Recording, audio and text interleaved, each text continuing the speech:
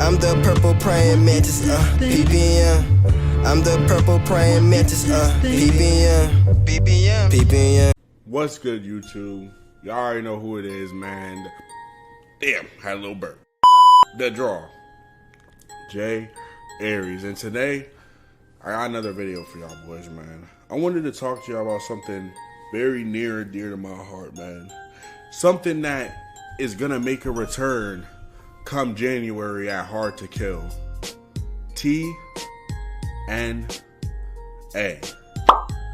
That's right, TNA wrestling is coming back. No more Impact. TNA, bro. TNA are three letters that everybody associates with damage, insanity, great wrestling, great moments, the X Division, Feast or Fire. There are so many things that have came from TNA, bro. And I ain't gonna front. I am so happy that we got it back. I don't think there's ever gonna be a company like TNA. AEW cool. I fuck with AEW. But TNA, I ain't gonna lie, man. I want to talk about what TNA means to me. But first, let me start off by saying Impact this year has been phenomenal. Every storyline has been at least decent or good. Impact doesn't miss with matches at all. Their champions, all fire. All their pay-per-views. Hard to Kill, Slammiversary, recently Bound for Glory, Turning Point, yo. Like, TNA has been on another level this year. Will Ospreay's been coming to TNA, teasing that he's gonna join. Bro, I'm telling you, Impact this year has been just, it's been different. They've been coming different. It seemed to me, like, based on the year that they have, they want to return back to being a powerhouse again. I went to my first Impact event this year. I went to Victory Road. It was a wonderful show. It was a great environment. I went with some of my BAS members. Click the link in my bio if you want to join the Burger Appreciation Society, the best Discord server in the wrestling community. Like I was saying, I went with some of my Burger Appreciation Society members, and it was a great time. I was there with pure wrestling fans. You know what I'm saying? People weren't too annoying. I chopped it up with folks after the show. It was a great show. It had a turnout of like a few hundred people. It was great. Now, this is a topic for a later video, but I was saying that I believe, I don't know when the right time, I don't know when Impact could have done 10K, but what I do know is the few hundred that they had that night at Victory Road, they were a phenomenal crowd. Obviously, you're not always going to get a crowd of diehard fans. You're not always going to get a crowd of an active crowd, great participants. But that crowd was something special. I started a few chants. I was very happy. But back to what I was saying, man. TNA, wow. I got to bring you back to when I was a little ass kid. I got to bring you back to when I was a little kid watching TNA. Little 7, 8 years old, bro. So I'm watching WWE. I'm not watching WWE. On certain days, you know, my bedtime was at 9 o'clock. So I would actually have to sneak and watch Raw.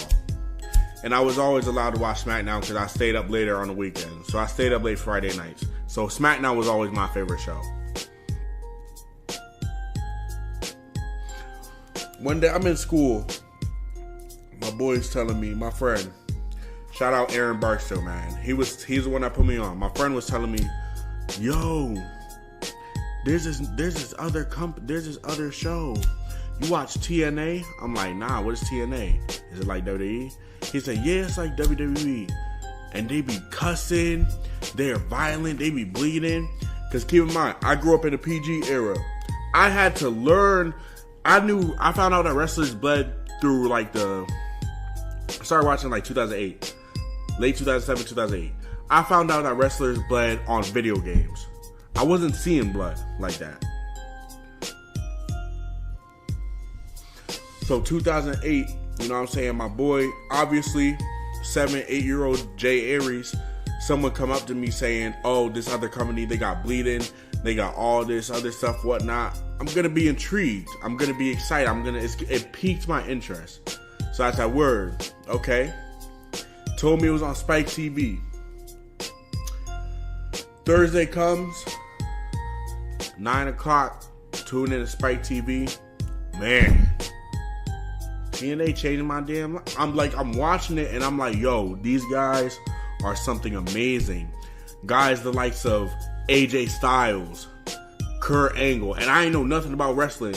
So imagine me playing SmackDown versus Raw 2007, and then I see Kurt Angle. I was like, what the fuck? Samoa Joe, Sting, Team 3D, AJ Styles, if I didn't say him already. Amazing Red, like Hernandez, Homicide, bro. Oh my God, I'm telling you, the beautiful, woo, I'm telling you, TNA was something special, man. It was, TNA felt like watching WWE and then watching TNA. Obviously, they're literally different companies, but when I was watching TNA, it felt like I was watching a whole different world. It felt like I was watching a whole different sport. It didn't even feel like I was watching, it felt like I was watching something more than wrestling. It gave me an out-of-body experience. And WWE is always going to be my number one. You know, WWE has left so many moments in my heart. But at that time, watching TNA, I couldn't take my eyes off the TV. I couldn't. I thought it was some of the greatest stuff I ever saw in my life. I was so bummed to find out it's only one night a week. And obviously, you know what I'm saying, your boy couldn't afford pay-per-views. I found out what happened on the next week's show, like a lot of other kids. But it was just something special to watch. 2010, Hulk Hogan comes to TNA. Everybody still loved Hulk Hogan at the time. Hulk Hogan, Eric Bischoff come. And what happened? They start fucking TNA in the ass. What? They get rid of the 6-sided ring, which obviously we later found out it was hell to bump on, but whatever. If they couldn't do nothing to make it softer, I don't know. I don't know the logistics behind that, but they drop this. They bring back they take away the 6-sided ring. Hulk Hogan spits in the fans' face, tells niggas it's not coming back. And yeah, bro, that was started fading away from TNA. However, I was still a fan. I still loved TNA. At the time, I didn't realize that Hulk Hogan was fucking over TNA. Looking back at it now, I'm frustrated. But at the time, I was like, Hogan's in TNA, yeah. Oh my God, Hogan's in TNA. I even bought TNA Impact, the game. I bought the game. And that, I think that, I ain't gonna lie, no trolling, I think TNA Impact is better than AEW Fight Forever. TNA Impact Cross the Line was better than Fight Forever, bro. No trolling.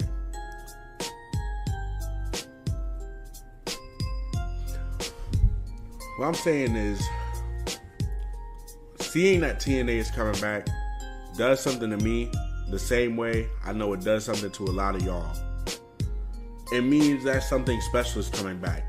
A lot of people think it's just a name change, or it's just, a lot of people think it's not going to be anything special. All it's going to be is just a brand change. But no, I think, now I'm going to talk about this in a future video, but I think that they have something huge planned, and they're going to get back to being, maybe not the second, because AEW got it in America, but I think they could get back to being a top 3 company in the world.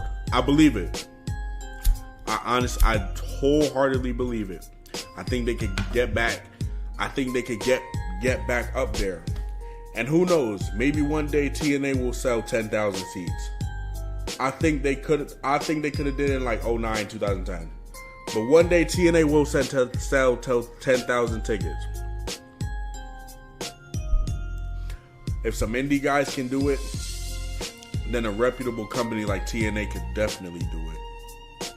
No disrespect to the Bucks or Kenny, even though I don't fuck with the Bucks like that, but no disrespect to them. I'm just saying at the time they were indie guys. There's nothing wrong with that. Now, with that being said, I do think that TNA has gotten underrated as of late. Now, TNA has some phenomenal wrestlers as of right now. Deonna Purrazzo, I believe, is a top 10 women's wrestler in the world. Josh Alexander, Steve Macklin, the Motor City Machine Guns, ABC, Chris Bay and Ace Austin. The Rascals are good. Like, there's so much. Even a commentary team.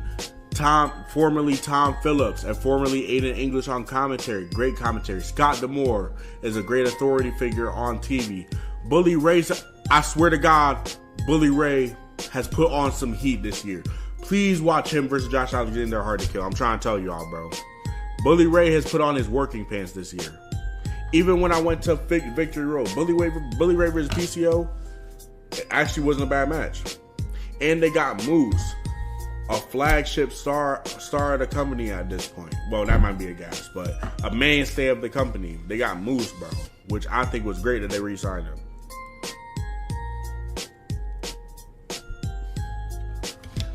Hey, man, all I'm saying is TNA is going to bring a lot of old wrestling fans back, and I think TNA is going to change the game, bro. Growing up watching TNA, it always felt like they were them, but it never felt like they were them. You know what I mean? I think with this upcoming change, I think with this rebranding, they got people hyped. I think that they're going to do it. They started booking Hard to Kill. They booked a whole different venue. They booked a theater type venue. I think Hard to Kill is going to be a masterpiece. And I honestly believe that TNA is about to take over the wrestling landscape yet again. If you like this video, make sure you like and subscribe. Click the links in my bio, man. Click on my link tree. I'll give you the link to my TikTok, my Instagram, all that. Click the other link in my bio. Join the Burger Appreciation Society, the best Discord server on WrestleTalk. And I'm off this, man. Y'all have a blessed day. Real nigga shit.